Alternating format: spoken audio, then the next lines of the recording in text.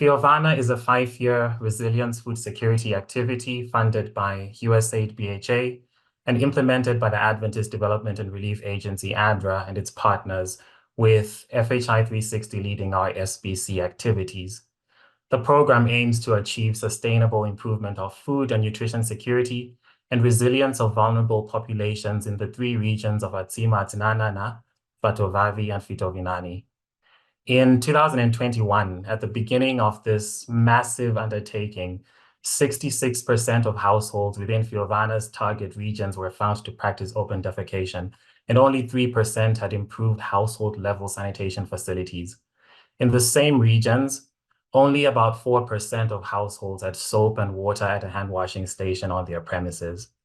Though not defined as such from the get-go, the steps taken by FIOVANA to deliver sanitation and hand-washing improvement can be described using the HCD framework. Next slide.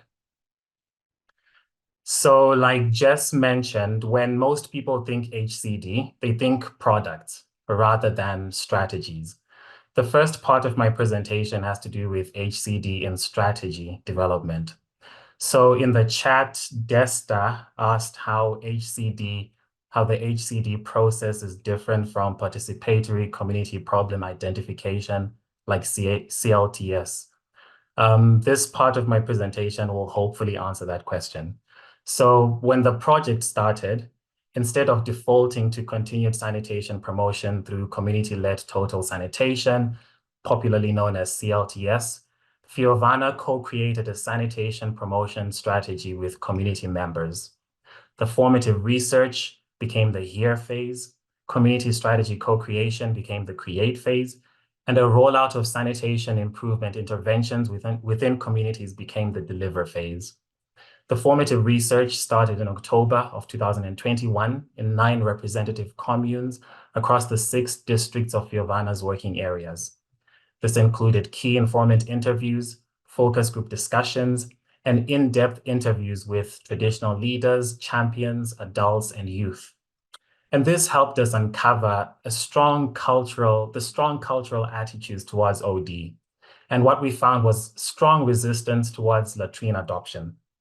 In addition, some barriers were uncovered. For example, given the poor quality of the few existing latrines in the project area, several negative perceptions regarding latrines were noted. They're smelly, kids and chickens sometimes fall in, and they are destroyed each time there's a cyclone. Other barriers included lack of land or space for the ideal location of latrines, a high water table, which posed difficulty in latrine construction, but some enablers also came up. For example, not having to clean up OD areas during harvest time, and like mentioned by our colleagues from IDE, feelings of pride, particularly in the presence of visitors, that also came up. And because CLTS had been conducted before by other actors in some of the same communities that we were now targeting, the Discover phase allowed us to identify shortcomings or weaknesses of a pure CLTS approach in this context and causes for resistance to traditional CLTS models that had been tried in the past. Number 1, we understood the negative consequences of using incentives, like WASH actors promising to build water points to encourage ODF achievement. Number 2, we learned how reliance on negative emotions like shame and disgust in the triggering process can have a negative impact. Number 3, we uncovered trigger fatigue from repeated CLTS campaigns, and how the use of community sanctions or community fines known as DINA can have mixed results. We observed limited community ownership of previous CLTS campaigns and a lack of practical demonstrations. All of this helped us to put our finger on specific areas in which we needed to adapt the CLTS approach for a better chance at results. Next slide. The main objective of the next phase, the CREATE phase, was to collaboratively identify and agree on a community-level sanitation plan and a monitoring approach of sanitation progress, rather than featuring a limited number of very challenging steps on the traditional sanitation ladder. An adapted, community-friendly sanitation tool was used to account for all possible starting points and incremental steps to reducing uncontrolled OD. Communities were allowed to adopt small, doable actions, anything that pushed the community to become ODF and reduce feces in the living environment, even if it meant restricting OD to specific areas for a time and then laying out a plan towards improved sanitation.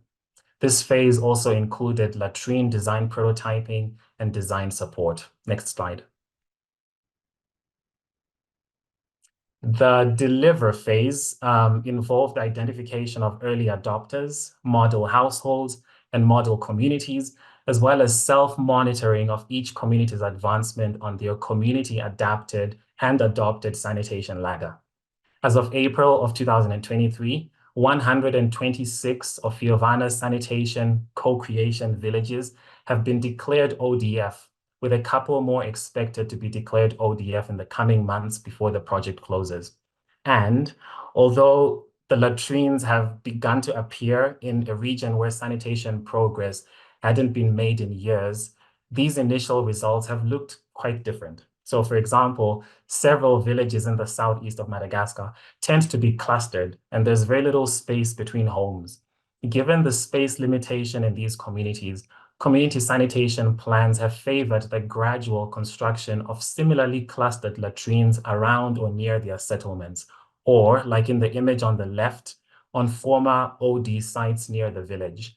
As a result, latrine construction has been taken up as a community effort, and some latrines are shared. Also, resistance to invest in latrines has been observed, and a lot of the initial latrines have made use of only locally available materials, as you can see in the image on the right. As a result, by nature of these initial latrines being shared and often lacking a cleanable slab or cover, they cannot yet be categorized as basic latrines on the JMP sanitation ladder, which is an accepted indicator of the adoption of improved sanitation. Next slide. And so the project has had to strike a very difficult balance between celebrating successes that represent lower rungs of the sanitation ladder, while also urging households to make improvements over time. Community sanitation dashboards like the one on the left, which record progressive achievements towards set community sanitation goals, have been a key tool to do both, to celebrate successes, small improvements, and make it clear that it doesn't end there. Next slide.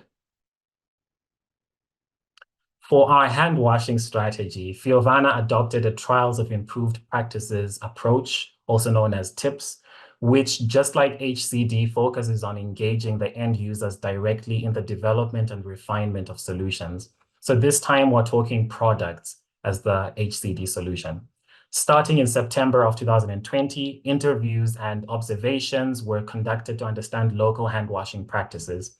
Here's what we, together with FIOVANA communities, found out. Number one, unavailability of soap, but the availability of known alternatives such as ash and the two plants that you can read in the little box. Number two, tippy-tap bottle theft and vandalism by children who saw the plastic bottles as toys. Number three, we learned that hand washing devices or tippy-taps served as visual cues for hand washing, that adopters reported feelings of cleanliness and perceived reduction in illness, and that demonstrations encouraged adoption. 83% of people that saw a tippy-tap demonstration went on to build one in their homes. So all of these findings came together to inform discussions during the create phase. We now had a collective understanding that hand washing and hand washing devices were perceived as important, but that we needed materials and tools that were accessible, wouldn't be stolen, and could be demonstrated to others and be replicable. Next slide. The create phase, again as part of our tips, involved asking families to try out new practices, including hand washing, in their daily routines and receiving feedback based on their experiences. Collaborative workshops were organized for community members to design hand washing stations. Some prototypes using locally sourced bamboo were created, and these quickly caught on. Friendly competitions were held for individuals to present the best designs that they could come up with. This fostered innovation. The involvement of youth and the promotion of hand washing in schools, we think, was key to the success of the Create phase. Next slide. Continuous monitoring and support was important for adapting practices based on what works best in the local context. Also, is it practical and is it sustainable? From our tips follow-up visits, we have found high levels of sustained hand washing.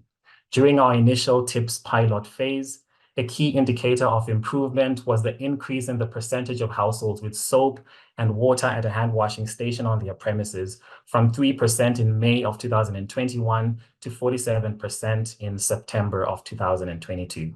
Last slide. But there is still a lot to learn and there's still a lot to do. So like Jess mentioned in her presentation, while HCD is really helpful to unstick issues, it's not uncommon for results to get stuck in the deliver stage. And so as we celebrate these HCD successes, these two cases I've presented, we still grapple with questions like how do we maintain the momentum in sanitation and get people to invest in even better sanitation solutions? And given the large sanitation targets that programs like RIFSAs typically have, how do you scale HCD approaches to reach more adopters across larger geographic areas? And for hand washing, it's been hard enough to get one hand washing station in the home, which usually sits near the latrine. But how do we support hand washing at various junctures with a single hand washing station at the latrine? But in spite of all of these ongoing conversations, we've collected some lessons along the way. Number one, engagement of community leaders as gatekeepers and influencers is essential, and a participatory process will acknowledge their role and authority to lead and sustain change. Number two, sanitation advances in challenging contexts requires dismantling beliefs and norms through genuinely community-led, culturally appropriate, and sensitive dialogues around a sensitive topic like sanitation. And lastly, we know for sure, and we have seen that HCD can effectively break down behaviors into feasible, small, doable actions by leveraging its iterative and participatory approach. Thank you for your time.